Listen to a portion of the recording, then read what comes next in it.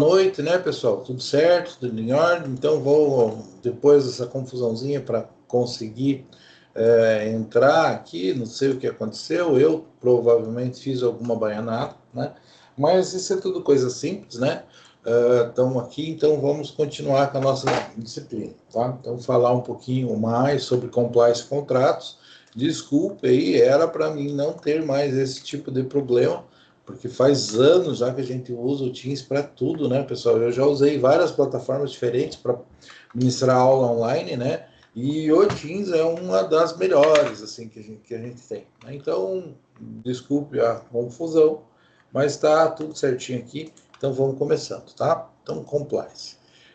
A aula de hoje, né, a gente vai falar dos pilares do programa de integridade, né? Então, falando de compliance, obviamente, né, que a gente está falando de integridade, como ter ser efetivamente correto, de fazer a coisa da forma mais justa, mais honesta possível, né? E quando a gente fala disso, a gente está falando de compliance. Compliance é um programa de integridade, é um programa de buscar uma conduta reta, correta para ser tomada, né?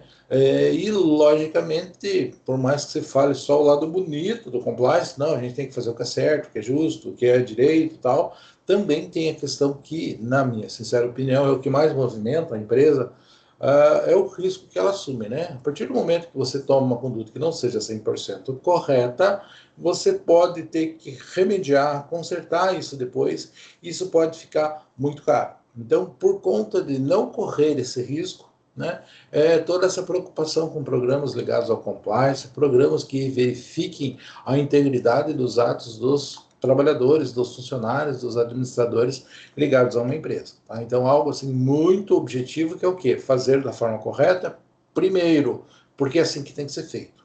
Assim que é o justo, assim que é certo. Tá? Segundo, e talvez mais importante, fazer da forma correta para não correr risco de perder dinheiro depois. Tá? O objetivo da aula será o quê? Compreender os pilares do programa, explicar o papel da alta administração, ou seja, quem realmente é responsável por isso e cuidar disso são os administradores. E requisitos para que eu tenha um canal, para que eu tenha um programa, para como que eu faço a investigação de problemas dentro de uma empresa, tal, coisas assim bastante simples, tá? Então bem objetivas, né? A aula não é uma aula assim tão complexa, por conta até do tempo pequeno que a gente tem. Tá? Estrutura, tópicos, falar de conceitos, tom da administração, risco, canal de denúncia, tal. Tudo isso ali entra talvez numa questão metodológica com relação à nossa disciplina e ao preparo da aula propriamente dito, né? Mas é importante mencionar, pessoal, que existe o texto base do Decreto-Lei 11.129 de 2022, que ele menciona exatamente da obrigação de você ter um programa, ter uma ideia, um programa de integridade dentro da empresa. Para isso, pessoal, assim, eu acho bastante interessante, sempre que for procurar alguma coisa, procurar a lei propriamente dita. Então, talvez não seja a área de vocês, de modo que fica mais interessante para mim, né, mostrar para vocês com bastante propriedade, assim, como que eu vou fazer isso, tá? Então, se vocês olharem aqui, estou procurando a lei na frente de vocês. Vamos colocar aqui, né? Então, eu quero achar esta lei, coloco lá. O Google vai me retornar várias coisas, e sempre que vocês forem procurar, pessoal, uma lei federal, né, considerando que a grande maioria da nossa legislação é federal, claro, tem lei do município, tem lei do estado, mas para regulamentar coisas locais. A grande maioria da nossa legislação é federal. Procura aqui, ó, site do planalto.gov. Todas as leis do Brasil, da União, leis federais, estão aqui. E tudo 100% organizado, tudo certinho. Então, vou procurar esse decreto, entro lá no Planalto. Achei no Planalto, está aqui bem certinho. Então, o que é essa lei? Este decreto regulamenta esta lei de 2013. Qual que é a diferença de um decreto e de um regulamento, pessoal? O decreto e uma lei, né? Lei passou lá pelo Legislativo, passou pela Câmara, o Senado revisou, tal, aprovou a lei, saiu a lei. Ótimo, isso é uma lei. O decreto é algo que o Executivo, né, digamos assim, o presidente da República baixou o decreto. Foi ele que fez? Alguma secretaria, alguém que é ligado, algum assessor dele, que dentro de toda a estrutura do Estado fez o decreto e o presidente da República assinou. Qual que é o objetivo? Foi criada uma lei para fazer alguma coisa. A lei não dizia tudo que precisava criar regrinhas. Essas regrinhas de funcionamento estão dentro do decreto. Então, aí é uma forma assim, bem simples de entender por que existe a lei, por que tem decreto, e é onde que eu acho. Eu vou achar isso no site do Planalto, que na verdade é ligado à Presidência da República, onde a gente vai encontrar tudo que a gente precisa.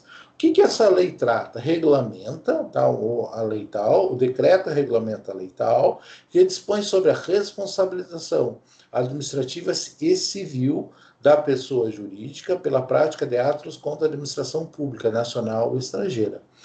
Então esta lei aqui serve para quê? Para dizer assim, uma empresa negociou com o poder público, a prefeitura, o município, o estado, uma empresa pública, uma Sanepar da vida, uma Copel, qualquer empresa pública, ela tem que ter alguns requisitos, tem algumas coisas, tem responsabilidade para fazer isso, para não causar prejuízo para as pessoas. Então, existe uma lei que trata especificamente disso? Tem, essa aqui. Então, é disso que nós estamos falando. Então, o que isso tem a ver com a nossa aula? Compliance. É um padrão ético, um padrão moral correto que tem que ser seguido dentro da empresa. Além de existir isso, está mencionado dentro da própria lei, né, que isso tem que existir, ok? Por quê? Porque é a forma correta de fazer as coisas, tá? Então, aqui, nós vamos mencionar que nesta lei, no seu artigo 56, né, vamos ver se a gente acha isso lá, artigo 56.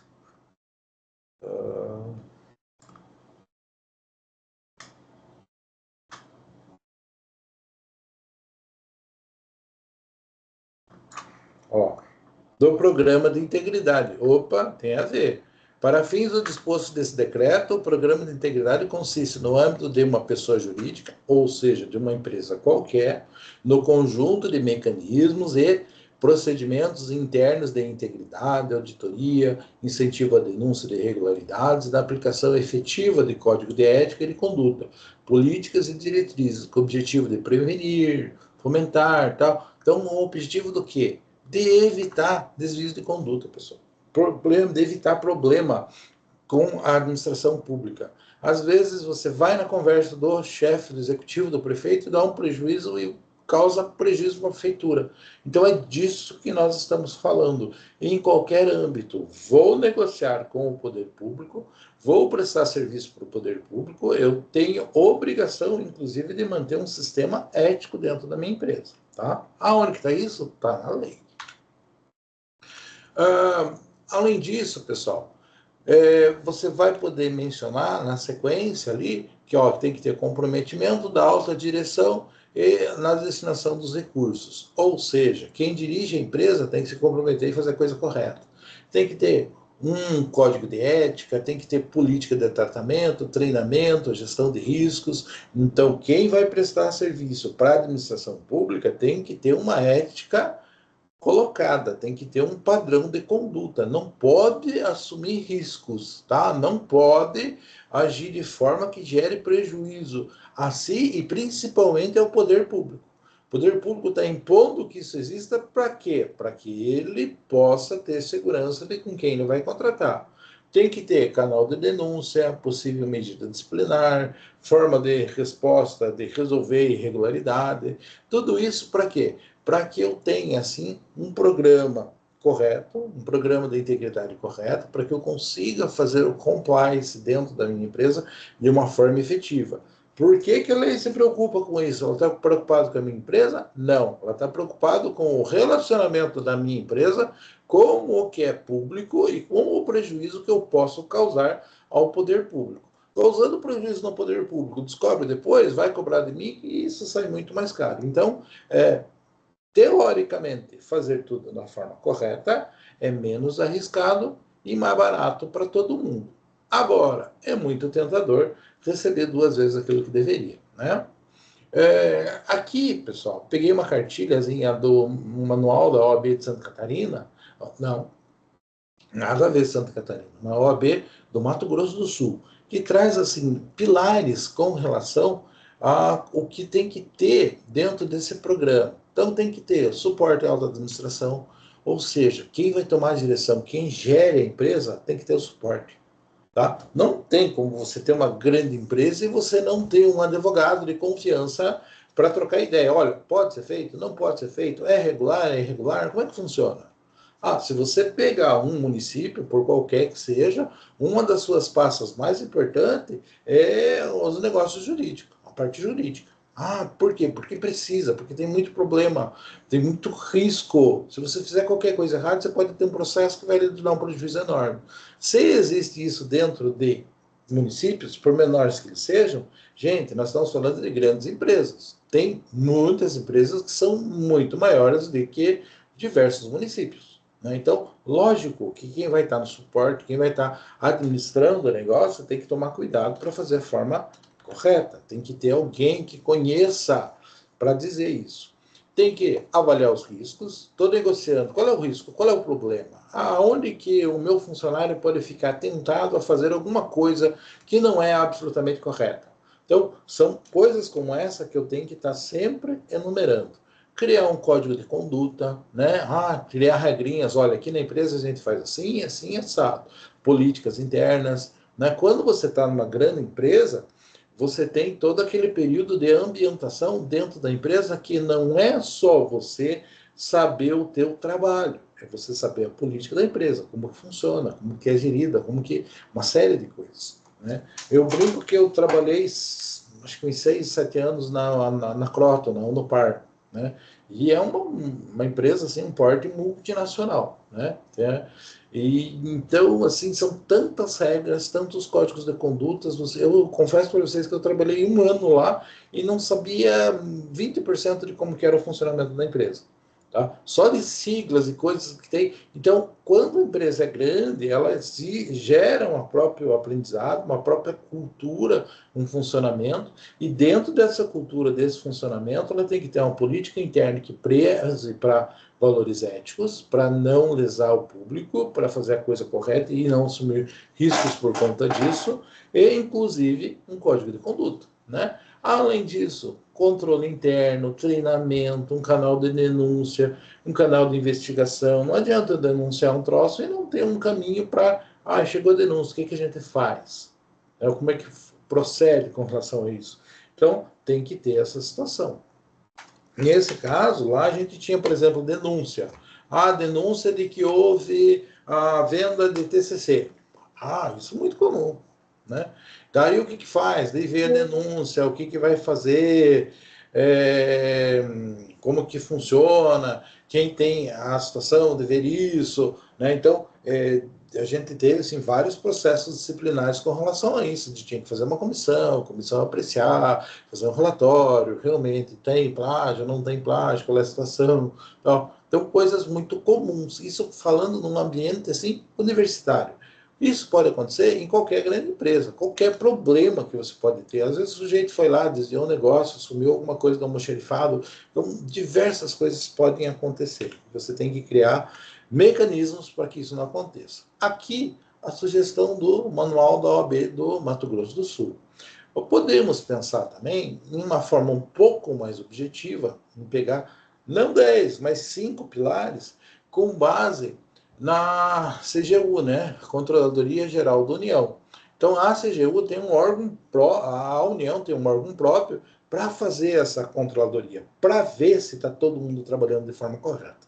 De acordo com o que a CGU diz, né, tem que ter comprometimento e apoio da alta administração. Novamente, pessoal, estamos falando de compliance, a principal ocorrência, quem mais tem que estar preocupado é o gestor, é o ponto, aquele chefe. Se este sujeito não transparecer ética e conduta correta, compromete toda a empresa. Então, primeiro, comprometimento da alta administração. Que mais, pessoal?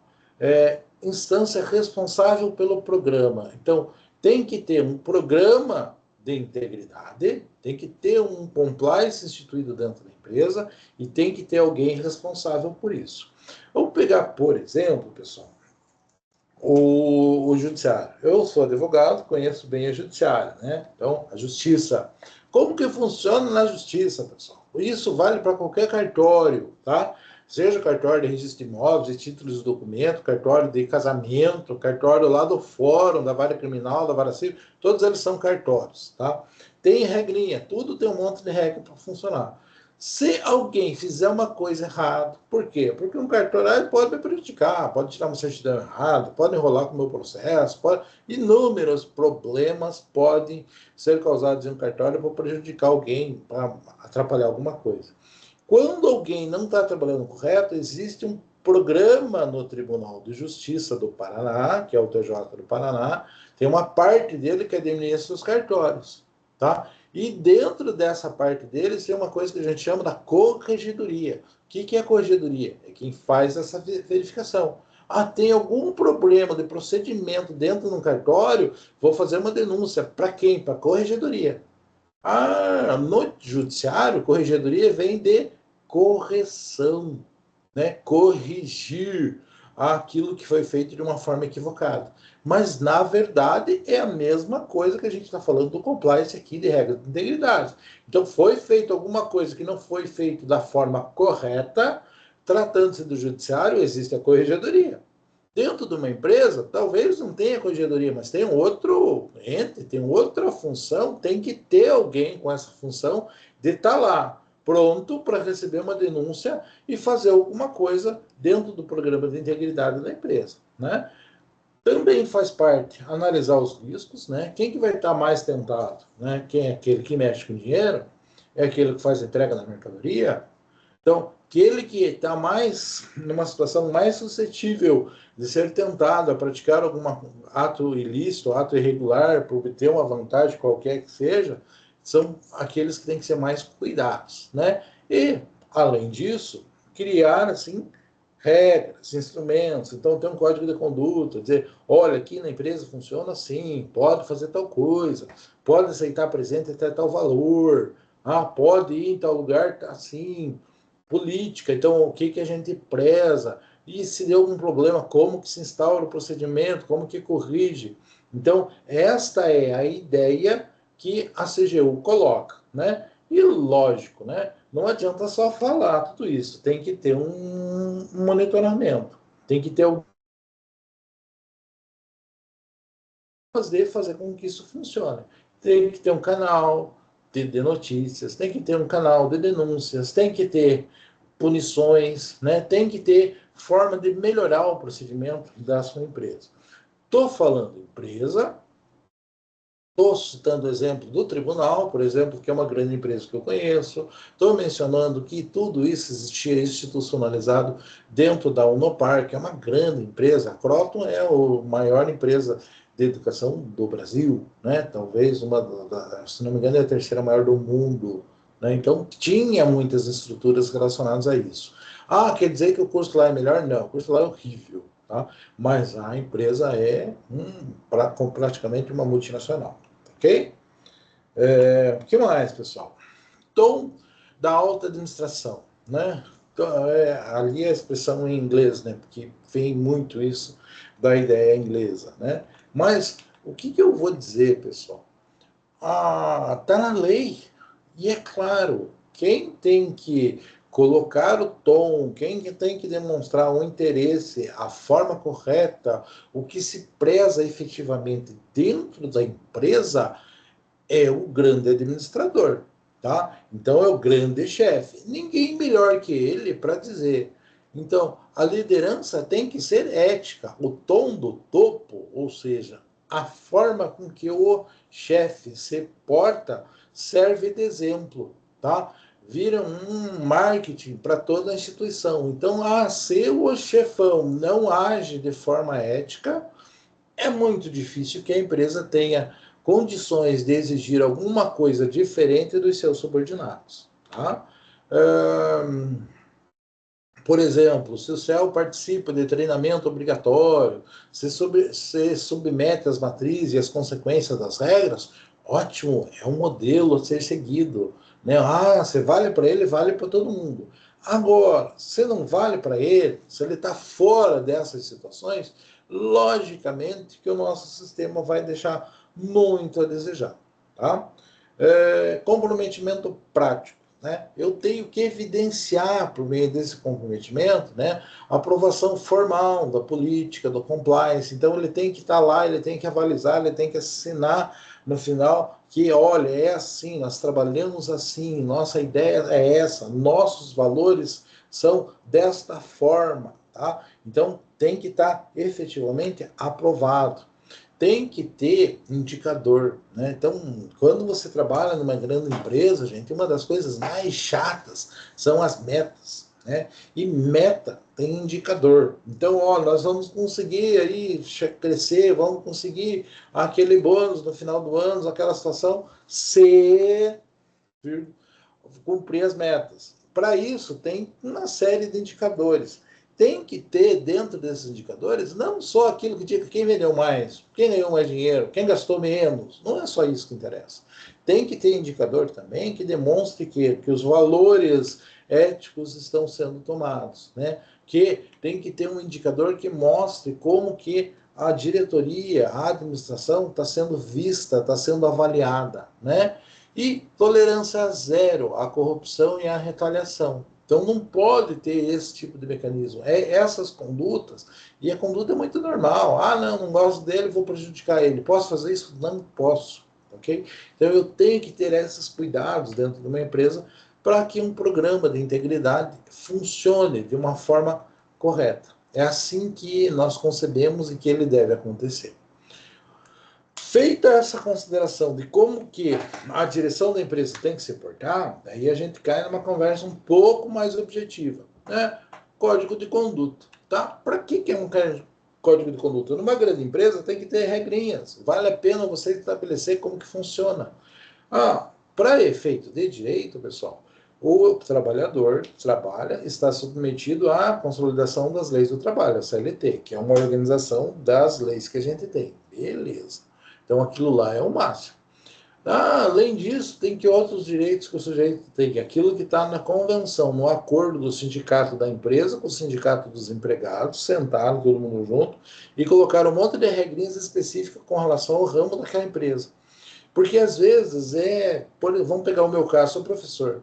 Puxa vida, eu trabalho como humorista, trabalho alguns dias, chega uma hora, sai outra. Hoje, por exemplo, eu estou dando aula da minha casa por 1h30, 2 horas para vocês. Puxa vida, tem que ter todo um regramento diferente. Tem uma lei para isso? Não, não tem. Tem uma outra regra que está no acordo entre o sindicato das empresas, tem um sindicato entre as faculdades, né? E tem um sindicato dos empregados, dos professores. Esses dois sindicatos sentam e fazem uma convenção. Nesta convenção está as regrinhas dizendo mais especificamente como que é a minha função. Então é para isso que serve a convenção coletiva do sindicato? Sim. Então tem a CLT, regras gerais. Convenção do sindicato. Tem a convenção dos professores, dos motoristas, dos pessoal que trabalha na planificação, do pessoal que trabalha no comércio. Cada um tem suas peculiaridades. Um tem que acordar cedo, outro tem que trabalhar no final de semana, outro tem que viajar. Então, cada um tem quem faz esse regramento. É o sindicato.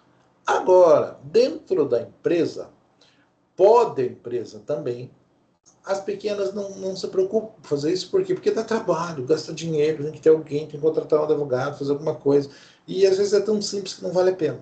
Mas uma grande empresa não, pessoal, uma grande empresa tem que dizer, olha, nós estamos submetidos à CLT, nós estamos submetidos à convenção coletiva do sindicato. Monte de regrinhas, como que funciona, como que abate. Então, eu posso colocar regras dentro da minha empresa? Posso.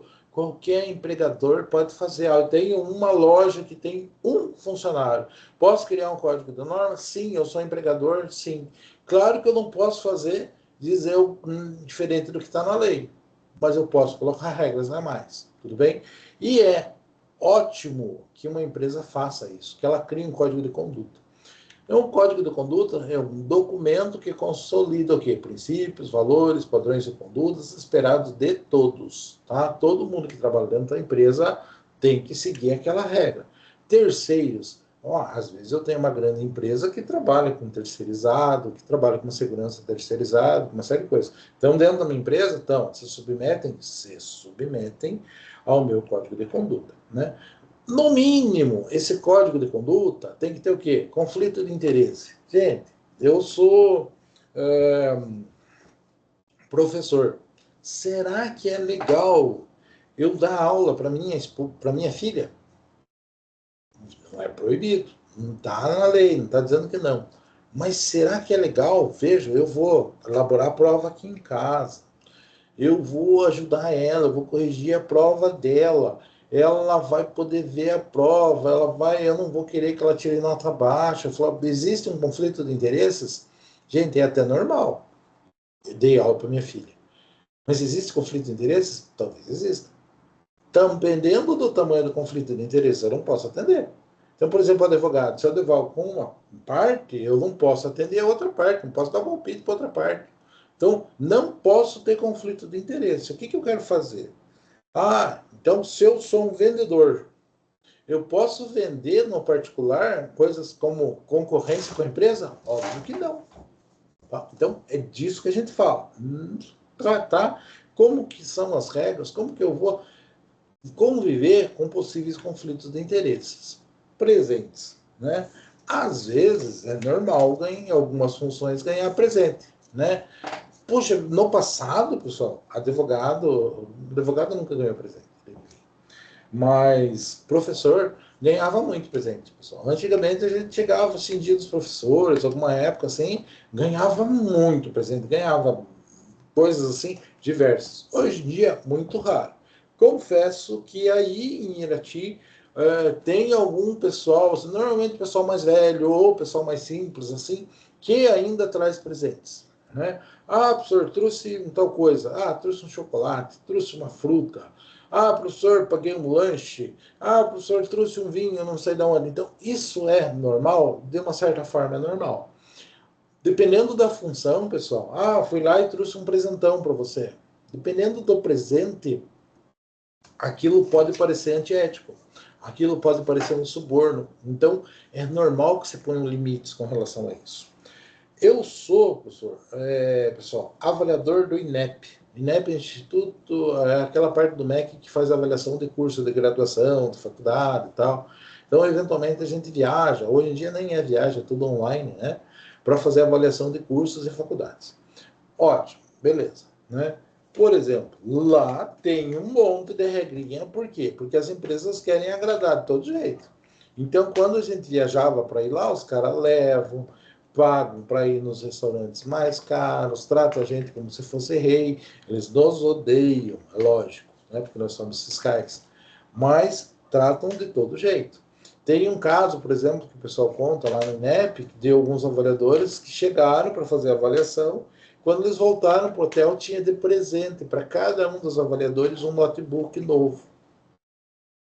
Gente, como é que eu vou avaliar um curso e vou receber um computador do nada de presente? Será que é ético isso? Será que é justo isso? Por que eles me deram isso? Por que eles querem me agradar tanto assim? Né? A história conta que esses professores, no dia seguinte, voltaram na instituição para trabalhar e cada um devolveu o seu presente. Muito obrigado, não posso aceitar. Tá? Então, tem que ter regra com relação a isso, sim. Né? Juiz recebe muito presente, muita coisa. Pode. Eu não conheço que exista regra de conduta com relação a isso para eles. Então, eu tenho que pensar, é o meu vendedor, o meu representante, né? Então, pode ter algum conflito de interesse, ele pode receber presente, vamos tomar cuidado com relação a isso. Tá? Hospitalidades, né? Assim como eu posso ter presente, eu posso querer levar ele para um restaurante diferente, pagar um hotel, você dar uma viagem, passar. Então, coisas assim que eu tenho que tomar bastante cuidado de como que funciona o tratamento com relação a isso. E se tratar-se com o poder público, quais são os limites? Tá? Às vezes tem uma função, negocia, tem cartas convite, tem processo de licitação, né? Então, eventualmente eu posso não envolver com o poder público e tem que ter limites, né? Quanto maior o grau de envolvimento, quanto maior a empresa, quanto maior o risco, mais regramentos devem existir, né? Informações confidenciais, né? Muita informação confidencial rola, o que vai ser feito, qual é o valor, como que vai ser feito, onde é que vai ser construído alguma coisa, o que vai ser vendido, o que não vai ser vendido. Então, informações confidenciais têm um valor considerável em diversos ramos que a gente tem. Desde uma receita de um restaurante, até um projeto, alguma coisa diferenciada, a contratação de um trabalhador diferente, de um técnico diferente. Então, existem assim coisas que são segredos do negócio. E a gente tem que tomar cuidado com relação a isso. Também é possível que eu seja assediado, né? Diga. Tem uma história que a Coca tinha alguns funcionários que trabalhavam lá, e daí eles tentaram mandar a receita, não sei se para Pepsi ou para Guaraná, e daí os donos da empresa pegaram e essas pessoas que tentaram dar a receita da Coca e entraram em contato com a Coca. Não sei se foi a Pepsi ou a Guaraná agora. Aí entra nesse caso, né? A Coca pagou para a empresa que ajudou elas, daí as pessoas foram mandadas por justa causa e ainda pagaram uma baita de uma multa, indenização, não sei, e um processo, né? Com certeza. Com certeza, tá? Então, informação, a questão da fórmula da Coca-Cola, com certeza é um exemplo ótimo, né? Só que vamos pensar hoje, né? Primeiro, como que a Coca-Cola ficou conhecida no mundo? Foi na guerra, né? Na Segunda Guerra, né? Que os americanos levaram os seus alimentos, os soldados, Coca-Cola, e aquilo foi conhecido na Europa e popularizou. Todo mundo adorou, todo mundo queria, e foi o que popularizou a Coca-Cola. Hoje em dia, gente, dizer que a fórmula é uma coisa difícil, acho que talvez não seja impossível de reproduzir a fórmula, né? Mas, claro que é um segredo, assim, muito simples, muito objetivo. Pense num restaurante chique, quanta coisa que não pode ter, quantos detalhes não podem ter, né? Então, óbvio, né, eu tenho uma preocupação de guardar essa informação, né? Talvez não tanto com o detalhe da Coca-Cola, mas eu tenho isso. Se você pegar hoje, por exemplo, a propriedade intelectual que nós temos, se tem dentro da ideia da propriedade intelectual, você vai ter o registro de patente. O que é patente? Um jeito ou modelo de utilidade, né? Você descobriu um jeito diferente de fazer alguma coisa, você pode ir lá registrar. Registrou, você tem uma segurança que por X anos ninguém vai poder fazer igual. A Coca-Cola tem a patente da fórmula da Coca, nós temos aí remédios diversos, né? Remédio é uma fortuna, gente, né? E tanto é que nós tivemos no Brasil a criação da lei do genérico, para quê? Porque aqueles medicamentos mais básicos, que nós sabemos qual que é a formulação, sejam vendidos sem todo aquele custo do nome famoso, tá? Então, tudo isso roda o quê? Questão de informações confidenciais. E grandes empresas têm que se preocupar com a gestão disso, porque senão você coloca uma pessoa e isso acaba sendo descoberto por todo mundo e eu perco muito valor com relação a isso. Todo mundo que está ligado a esta situação, pessoal, pode sofrer assédio. Então, um fiscal não pode ser assediado. Não mencionei o caso dos avaliadores do MEC lá, que ganharam cada um notebook de presente. O que é isso? Isso é assédio, gente. Né? Estou tentando assediar, estou tentando agradar. Né? Então, e como é que funciona isso? Quais são os limites? Né? Se tiver uma fraude, alguma coisa ali que não seja 100% correta, como que eu vou trabalhar com isso? Tem um documento falsificado, tem um emprego de alguma coisa que não é correta, estou utilizando um produto que deveria ser original, não é? Então, como que eu menciono isso? Como é que eu trato com isso? Esses cuidados são coisas assim que, por mais simples que pareçam, dependendo do tamanho da empresa, tem que vir um regramento. Como que a empresa vai tratar com isso? Porque a lei trata relação empresa-funcionário. Ou o sindicato trata na convenção coletiva das peculiaridades daquela função. Porque trabalha diferente, trabalha de noite, tem um risco tal, risco tal. Mas dentro da empresa, se administrador, se é o empregador, se a empresa quer pôr uma regrinha própria, tem que criar um código de conduta. Tudo bem? Política interna, como desdobramento, né? Então, o que eu tenho que colocar? Política de anticorrupção, ou anti-suborno, né? Não aceitar ser comprado, né? Não aceitar facilitar. Como que eu tenho que colocar uma política, deixar claro nesse código como que eu vou me relacionar com o poder público, quem pode, qualquer um pode ir lá negociar com o prefeito? Ou tem que ser só o gestor, ou um cargo médio pode, tem que ter autorização para fazer isso ou não? Então, como é que eu me relaciono com entes públicos? Como é que eu faço doação, patrocínio? Posso patrocinar qualquer coisa? Posso participar de qualquer evento? Dar brinde em qualquer tipo de coisa? Às vezes, dependendo do tipo do brinde, da situação, não é oportuno em algumas situações, em algumas atividades, né? Então, tem que tomar bastante cuidado com isso para não desvirtuar e para não denegrir a própria imagem da empresa. Então, isso pode, né, dar inúmeros problemas, né? E, principalmente, voltando à questão da informação, política de proteção aos dados, né? Então, tem alguma informação, algum conteúdo relevante que deve ser protegido dentro da empresa, vamos levar. Lembrando que a informação que a empresa tem com relação a todos os seus clientes é algo que ela tem responsabilidade com relação a isso. LGPD, Lei Geral de Proteção de Dados, diz que aqueles dados que me são passados, que eu colho dos meus clientes, se eu deixar que caia na mão de terceiros, eu sou responsável. Então, só o fato de eu não cuidar da informação dos clientes já gera um puta de um problema, um risco de prejuízo para a empresa. Além disso, todas as informações que não é interessante para a empresa que sejam passadas para terceiros. Tudo bem? O que mais, pessoal? Pilares da gestão de risco, né? Então, falamos de como tem que ser o código de conduta, e daí aqui a gente fala de riscos. Tá, beleza. Como que eu vou gerir os riscos? Primeiro, vou analisar, classificar, ver qual é o risco que eu estou submetido. O meu fiscal pode ser corrompido?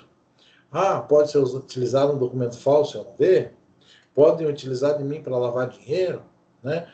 Questão de privacidade, estou invadindo a privacidade das pessoas? Né? Existe a possibilidade de estar tendo fraude contratual, o sujeito está dizendo que está alugando e está me subornando? Então, existem essas coisas? Tudo isso é possível. Dependendo de cada ramo que eu estou, o problema ou outro é mais evidente. Então, por exemplo, né, corrupção. Puxa vida, corrupção porque eu quero obter uma vantagem qualquer. Fraude, estou usando qualquer coisa falsa. Lavagem de dinheiro, gente. Os bancos têm muita preocupação com a lavagem de dinheiro. Por quê? Você pensa assim, como é que eu vou lavar dinheiro? Vou fazer um lava-car. Por quê? Porque ninguém fiscaliza quantos carros lavei. Dá para lavar dinheiro lá? Dá para dizer que lavou 20 carros por dia, não lavou nenhum. Lavagem de dinheiro. Hoje está na moda, loja de chocolate. Por que tem um monte de loja da Cacau Show, daquelas marcas de chocolate caríssimo, que ninguém compra, né? Claro, as mais populares vendem. Mas muitas são apenas fachada para lavar dinheiro. Eu digo que vendi, não vendi e levanto uma grana. Tá? Então, lavagem de dinheiro é uma coisa muito forte. Né? Por mais que não pareça, gente, faz muito tempo aí pegaram o tráfico lavando dinheiro com posto de gasolina. Um absurdo, né? Mas, os caras lavavam dinheiro em posto de gasolina. Então, muito cuidado. O que é a lavagem de dinheiro? É dar aparência lícita para aquele dinheiro que não é lícito. Porque veio do suborno, que veio de alguma outra coisa, que veio de uma corrupção, que veio de alguma vantagem ilícita que a empresa teve. Então, muito cuidado com relação a isso. E são os exemplos de quando eu vou gestar os meus riscos, gerir os meus riscos, tenho que olhar que tipo, né? Lógico, aquele risco maior eu me atento a mais. Tem coisas que não tem muita chance de ter risco. Agora, outras coisas vai ter. Né? Então, e além disso, sempre me preocupando em rever isso periodicamente. Né? Tem que ter lá, por exemplo, faço a matriz, faço um esquema de quais são os riscos e crio uma regrinha que periodicamente vou rever aquilo, vou analisar aquela situação, né? Então eu tenho uma construtora. Puxa vida, qual é o risco da construtora? O risco da construtora é estar pagando mais caro pelo material do que o que ele vale, está vendendo mais caro do que o que ele realmente vale, está medindo uma obra que onde você fez 20, está me dizendo que fez 60, que você fez 80 para cobrar mais, sendo que você não fez, né? Então, desde a medição do material empregado, do custo da obra. Então, se você pegar uma consultora, assim, dá para ter malandragem, dá para ter roubo, sacanagem, do começo, do buraco da terra até a última telha. Então, você tem muitos riscos diferentes. Lógico, tem que ter alguém com visão para fazer isso, né? Não adianta pegar um sujeito inocente que não tem maldade, que ele não vai conseguir ver maldade na vida dos outros. Então, tem que estar olhando, tem que estar conferindo, gestando os riscos, olhando para esses problemas, tá? Uma vez que você fez essa gestão de riscos, você faz isso por etapas. Então, objetivo, quais os riscos que eu quero diminuir? Risco de suborno, risco de superfaturamento. Tá? Beleza. Eu vou mapear. Bom, faço um esquema, faço um mapa, coloco uma organização com relação a isso, né? Identifico as causas. É suborno. Quem que vai subornar? Quem que vai ter interesse nisso? É alterar o conteúdo de uma medição. Por quê? Quem vai estar? Então, qual o objetivo? Mapeio os riscos, identifico as principais causas. Diante de tudo isso, avalio a probabilidade e o impacto para tratar. Então, faço uma matriz, faço um esqueminha de como que o risco que eu estou correndo. Para quê? Para minimizar estas situações, para minimizar o meu prejuízo direto que eu posso ter e, principalmente, para minimizar o meu risco. E se eu encontrar alguma coisa, responsabilizo o responsável. Voltando sempre àquela ideia. Isso não adianta, não tem como fazer de baixo para cima. Não é o funcionário raso que vai por ordem na casa. É o gestor, é o topo da empresa que tem que impor esse raciocínio, esta lógica para o funcionamento da empresa. Controles internos, né, como resposta a esses riscos. Né? Então, vou juntar no final daquela minha matriz o que eu vou fazer, quais são os métodos, como que eu cuido, o que eu acho interessante, né? Ou o que eu tenho que colocar dentro do meu programa de integridade. Então, puxa vida, o meu risco é pagamento, é dinheiro. Eu tenho muito dinheiro em espécie circulando. Então, como é que eu vou colocar isso? O problema está no fechamento do caixa, então eu vou colocar 2 pessoas para fazer isso. Então, vou fazer assim, ouvir pessoas que tenham conhecimento, ver o risco e tratar de uma forma de resolver essa situação. Né? Então, aqui ele está dando exemplo, problema na gestão de dinheiro. O que eu faço? Vou segregar aquela função, vou separar aquela pessoa e deixar uma pessoa responsável só para aquilo. Quem já trabalhou com caixa sabe de uma regra básica do caixa, que é onde mais de uma pessoa põe a mão, vira bagunça. Então tem que ser uma função específica, segregada, alguém responsável. Entrou um caixa, saiu o outro, tem que ter um fechamento específico para saber como é que foi. Senão entra um, que o outro entrou, deu problema, faltou dinheiro do caixa do outro. O outro vai dizer, não era meu, já estava assim antes. Então, não deixar com que problemas como esse aconteçam. Questão de caixa, pessoal. Eu trabalhei muito tempo na Fiat, né? E a Fiat, pessoal, na concessionária da Fiat, na CVL, aqui em Ponta Grossa. Hoje não é mais CVL, hoje é Barigui, né? Mas na época era a CVL. O que tem de curiosidade, pessoal? Eu precisava trabalhar e precisava estudar. Na época, eu tinha que pegar o busão para ir para a faculdade, né, que era no centro, tudo, mas tinha que andar um tanto a pé, tal, então não era muito fácil. Então eu consegui combinar com o meu chefe que eu saía meia hora antes, durante a semana, para dar tempo de cruzar a cidade e chegar na faculdade. Só que eu trabalhava todos os sábados. Então eu era CPD e o CPD conhecia o funcionamento do sistema na cidade, na empresa inteira, né? Daí, por conta disso, eu trabalhava todos os sábados. Trabalhar nos sábados é o quê? É trabalhar no caixa, entendeu? Eu trabalhava no caixa da oficina e da seção de peças. Gente, era uma loucura, era dinheiro que não acabava mais, o cara vinha, queria pagar o seguro, te paga a franquia, paga nota para não sei o quê, não sei o quê. Então era muito complexo aquele caixa. Então, às vezes, fechava o caixa, terminava o atendimento meio-dia, era 2 horas da tarde. Estava eu sentado lá pensando, fazendo contas para entender onde que foi, onde que veio o dinheiro. E dava trabalho. Tá? Era uma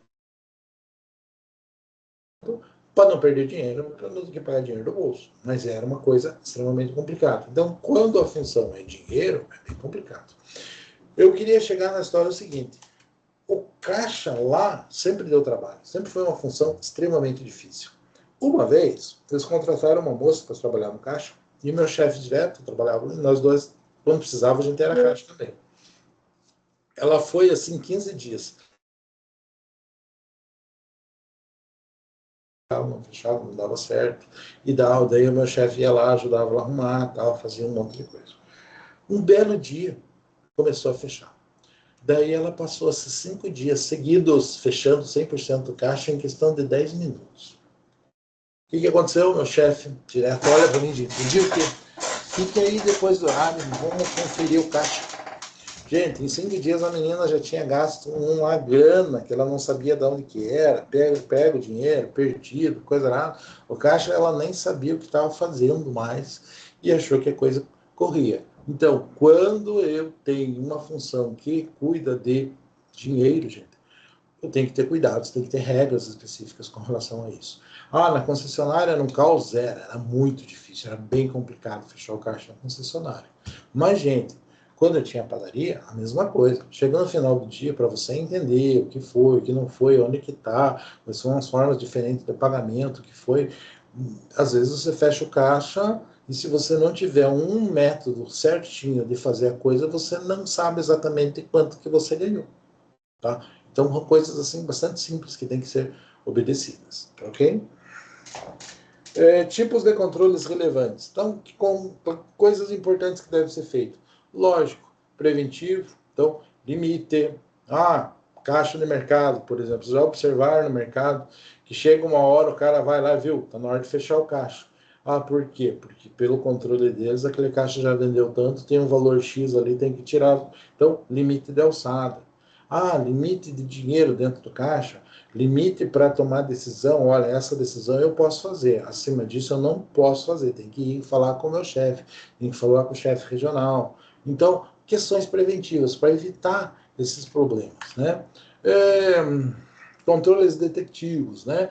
Então, mecanismos de a coisa está acontecendo, tem que verificar aquilo que já aconteceu para ver se não tem problema. Dá um monitoramento de transações, auditoria, às vezes não tem uma transação muito diferente acontecendo, se não tem algo muito legal, muito benéfico acontecendo do nada. Então, coisas assim, preventivas e, vamos dizer assim, contemporâneos, né? Também tem que estar acontecendo. E, eventualmente, vou ter coisas que têm que ser feitas manualmente, levantamentos manuais, assim como eu vou ter hoje, por meio de sistemas de computador, diversas formas de automatizar esses cuidados. Então, posso fazer assim? Claro, com certeza. Né? Tudo isso, pessoal, só vai ser alcançado se tiver treinamento, se eu tiver uma cultura. Né? E isso, inclusive, está dentro da lei, que as pessoas têm que ser treinadas. Não adianta eu dizer, nós somos assim, somos assado, nós fazemos isso, fazemos aquilo. Não adianta, né? Tem que ter um treinamento, tem que passar a cultura. Né? Então, por exemplo, não é porque você mudou a cor do uniforme do teu funcionário que ele vai mudar a forma de trabalhar. Às vezes você tem uma empresa que vai lá e compra outra e daí ali muda tudo. Não pode. Muda tudo? Não muda. Você vai ter que ter um processo de treinamento. Por exemplo, Ponta Grossa. Ponta Grossa tinha um colégio muito tradicional aqui, que era o Master. O Master, nossa, colégio fantástico, meus filhos estudaram lá, toda aquela coisa, né? Mas o fato de eles estudarem lá não quer dizer nada. Um belo dia veio o positivo de Curitiba e compra o Master. Puxa vida. O Master era legal? Era ótimo. Mas chegaram, pintaram tudo de laranjado e preto E daí agora eles sabiam tudo. Por quê? Porque agora o pijama deles era alaranjado e preto, e daí eles eram os melhores do mundo, né? Como se até então tivesse sido horrível. Faz sentido isso? Não faz, gente. Não é porque uma empresa comprou a outra, porque mudou essa identidade visual, que mudou a cultura dos funcionários. Isso não é suficiente. Você tem que passar por um treinamento, por uma demonstração de que a conduta mudou de algum motivo. No caso específico do colégio do positivo, o positivo era bem pior que o Master. Tá? As regras, o funcionamento, os salários eram mais baixos, uma série de problemas existiram. Tá? Mas como que você passa por cima desses problemas? Treinando, né? Então você tem que ter um plano de capacitação anual, sim. Tem que ter uma carga horária mínima? Tem que ter uma carga horária mínima. Tem que ter conteúdos adaptados ao público? Sim, o cara é mecânico, tem que ser treinado de um jeito. Ah, o cara é recepcionista, lá, não sei lá, tem que ser treinado de uma forma diferente, porque vai ter um contato com o cliente de uma forma completamente diferente. Tá? Então, cuidar com relação a isso. Registrar isso, ter evidência que isso acontece. Hoje em dia é fácil, vamos lá, tira foto, põe no Face, mas mostra que isso acontece, que você está realmente fazendo isso. Faça com que seja parte da cultura da empresa, ter orgulho de participar das capacitações, dos programas, fazer disso assim uma coisa benéfica e não um fardo a mais a ser carregado, né? Não, no par, pessoal, a gente tinha uma coisa chamada a UCA, Universidade Croton. Era o grupo, ela pertencia ao grupo Croton, né? Eram cursos intermináveis que a gente tinha que fazer. Eram cursos online que tinham que ser feitos, tinha horas e horas e horas. No final de cada curso tinha um formulário assim de perguntas a serem feitas. Se você não atingisse uma média X, você tinha que refazer o curso. Você não podia fazer automaticamente, tinha que fazer depois de um tempo de novo. E você tinha trilhas, que eram sequências de cursos que você tinha que fazer, que eram indicados para você de tempo em tempo. Dava para aprender muita coisa? Dava. Era um sistema legal? Era. O problema é que era muito maçante, gente. E tinha que fazer, e era uma imposição. Não tinha como você fugir dessa situação. São exemplos de bons treinamentos, pessoal, né? Ler, né, cartas, para que o sujeito tenha a felicidade de receber isso. Todos esses cursos que eu fazia, eu tinha certificados. Eu tinha guardado aqui uns workshop presencial, ou seja, cursinho presencial, reunião, vamos conversar, trazer cases de sucesso, demonstrar o que aconteceu, dinâmica de caso, né, como que funciona, como é que aconteceu em tal caso, como que foi resolvido, né, triatlo corporativo. Eu acho muito legal a questão do teatrinho, pessoal. Eu, com meus alunos de direito, dependendo da disciplina, eu faço eles fazer trabalho em grupo teatrinho. Dá um trabalho do cacete, né? Assim, mas é divertido demais. Você quase morre de rir vendo os colegas interpretarem casos, fazer de conta que ele é um cliente, que ele é isso, que ele foi logrado, ou que é muito interessante. Isso é uma coisa que marca muito, né? E com características, foco dos riscos. Novamente, vou treinar aquilo que eu tenho risco. Linguagem que todo mundo entenda, não adianta eu vir aqui e colocar, principalmente vocês que são da área da administração, né, que acham maravilhoso usar inglês em tudo quanto que é coisa, né? Ajuda. Se eu falar por um mecânico que ele vai participar de um workshop, será que ele vai saber exatamente o que eu estou fazendo? Nada quando o mecânico. A mulher da limpeza, todo mundo tem que ser treinado, todo mundo tem que ter noção e condição de compreender realmente aquilo que eu pretendo fazer. E não é fazer uma vez, tem que ter periodicidade, tem que ser revisto, né? Nada você vê uma vez e você aprende para sempre. Você vai ter que rever, até porque aquele conteúdo, com o tempo, ele vai ficando ultrapassado, tá? Além disso, pessoal, falem comigo qualquer coisa, pessoal, cutuquem, perguntem, porque senão eu sou como um trem, né, pessoal? Vou falando, falando, falando, falando, daqui a pouco você cai e não sobe mais o trem de jeito nenhum, né? Mas fiquem à vontade.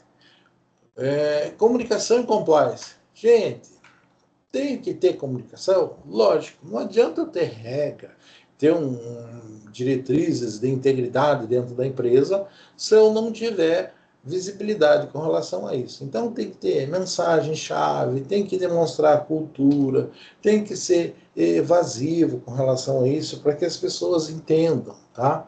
Tem que usar a intranet, a rede própria da empresa, tem que fazer notificação, mandar e-mail chato para todo mundo, tem que fazer cartaz, né? Tem que fazer campanha dentro da empresa, demonstrando, vamos fazer assim, não vamos fazer isso, ó, deu tal problema. Então, ter esses caminhos, assim, para que a coisa fique mais produtiva, né?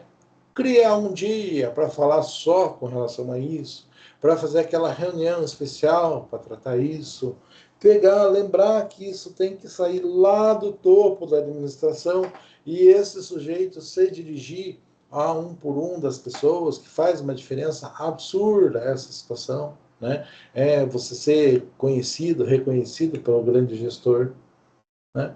E, além disso, pessoal, tem que ser constante, não adianta comunicar de vez em quando, tem que ter mais de uma forma de fazer, não adianta só mandar um e-mail, que daí o cara põe na caixa do spam e nunca vai olhar, né?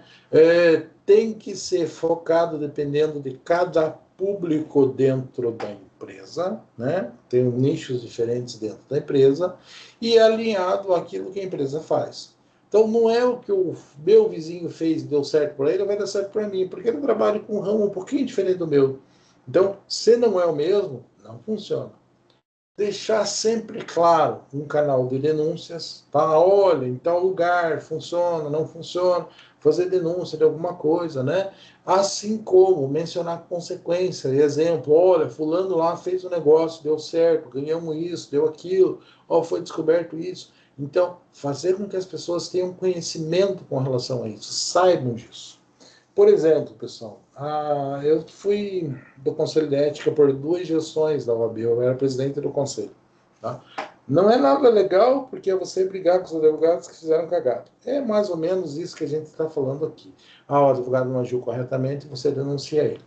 Mas eu participava de reunião semanal na OAB, naquela época, e a gente estava ali para ajudar para tudo, né? E eu moro bem pertinho, moro a 2, 3 quadras da OAB aqui em Ponta Grossa, né? E um belo dia a gente ficou sabendo de um acidente que teve, um cara se perdeu, arrebentou toda a grade da OAB, toda aquela coisa, né? E daí nós lá na reunião, pá, conversando de outras coisas, né? Meio que termina a reunião de alguma coisa, eu levanta a mão e falou assim, o quê? Daí falou, viu, conta o que aconteceu do acidente, como é que foi, o que aconteceu aqui. Todo mundo estava morrendo de curiosidade, sabia um problema prático que aconteceu na sede e ninguém sabia exatamente da questão formal.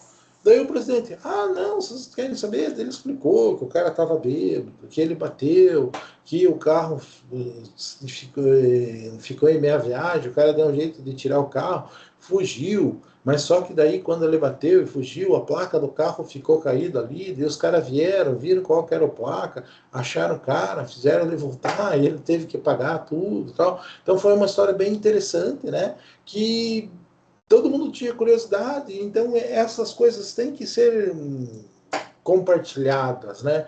Dentro do possível, dentro do interesse da empresa, né? Então mencionar, olha, aconteceu tal coisa, mas nós resolvemos bem de tal forma, tá? Essas coisas assim, são importantes também, que elas ajudam, elas fazem assim, criam um engajamento, né? Elas fortalecem aquela ideia do pertencimento, né? Que faz uma diferença considerável no funcionamento da empresa. Dentro de tudo isso, pessoal, eu preciso ter um mecanismo dentro dessa comunicação que sirva para quê? Olha, tem alguém fazendo uma coisa errada, conta para quem? Né? No PAR, por exemplo, a gente tinha cartazes lá dizendo, viu, tem alguma coisa errada, ligue para todo lugar ou manda um e-mail para esse lugar, nós vamos descobrir. Tem que fazer isso? Tem. Está na lei, pessoal. Né? Canais abertos e amplamente divulgados, né? Com proteção a quem está denunciando, né? Para quê? Porque é capaz, né, de fazer uma denúncia e não sofrer uma represália. Então, isso é importante, fundamental, pessoal. Para que um bom canal funcione, tem que ter vários acessos, pode ser por e-mail, por uma página, por uma carta, né? Tem que ter acesso grande, né? Tem que ter ali, posso fazer de qualquer momento, que possa ser anônimo, né?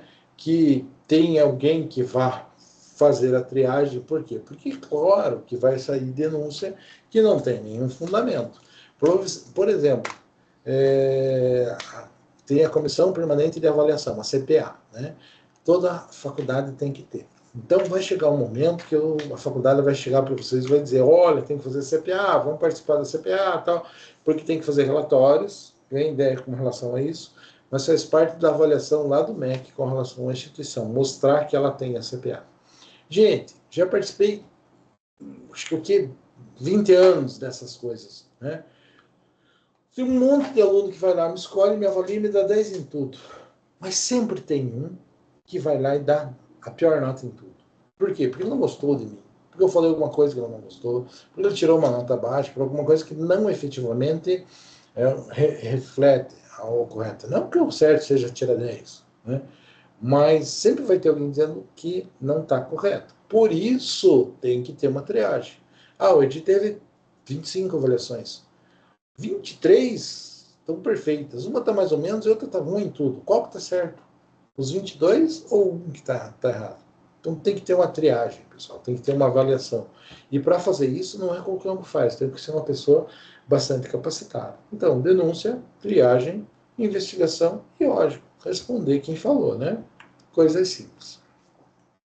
Aqui eu coloquei, pessoal, Key Performance Indicadores, né? Só para entender que existem indicadores, existem métricas, né? Para medir se está funcionando, se não está funcionando, quantidade de denúncia, quantidade de respostas às denúncias recebidas, né? Então, esse KPI aí, né? São estas situações, né? Essa denominação que a gente coloca, são os números, os relatos, né?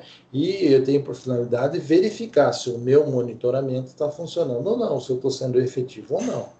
De acordo com isso, pessoal, né? Eu tenho métricas que vão, olhando, eu vou ver, puxa vida, a maioria dos relatos está bom, não está bom, estão falando, o tempo de resposta, como é que vai ser, né? Existe a relação entre os treinamentos que estão sendo feitos e o que está vinculando no meu canal de denúncia, né? Então, essas coisas eu consigo pegar dentro da ideia dos indicadores numéricos, tentar verificar esses conteúdos, para efetivamente deixar a coisa um pouquinho mais redonda, né?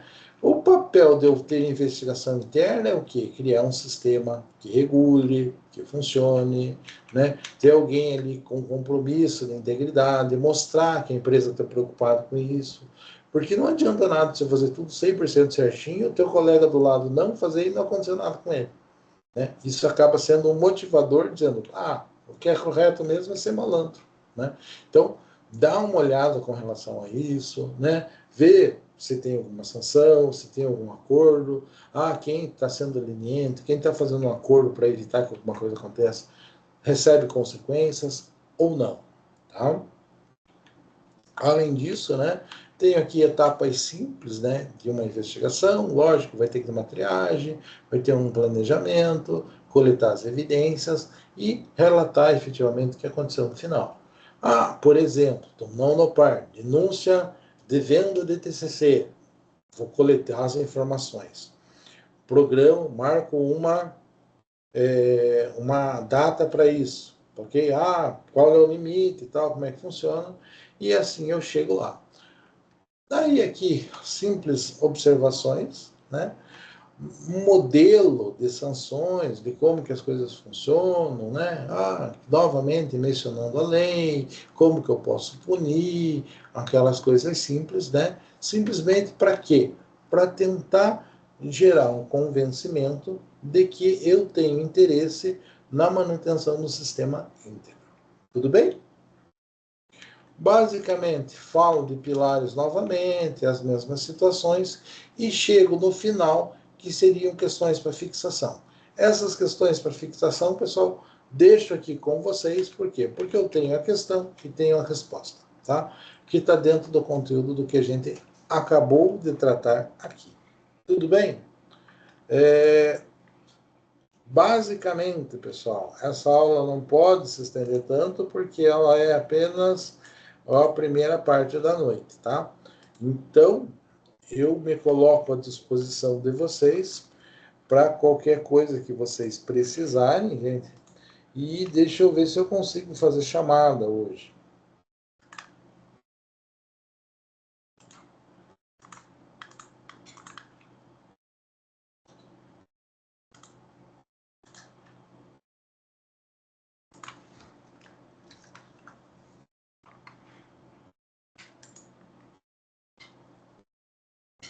Não, ainda o livro aqui ainda está fora, a gente não está dando para fazer chamada ainda, ok? Mas, basicamente, a aula para hoje era isso. Eu consegui falar tudo que eu queria. Tá tudo 100% disponível lá no Moodle. Inclusive, eu acredito que eu vou conseguir deixar essa aula gravada aqui, colocada no YouTube e linkada lá no Moodle. Tudo bem, pessoal? Ajudo vocês em mais alguma coisa, alguma dúvida, qualquer coisa. Se não, estão todos dispensados. Boa noite.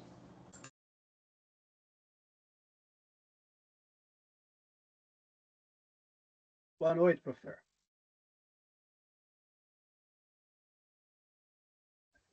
Boa noite, professor. Aquele abraço.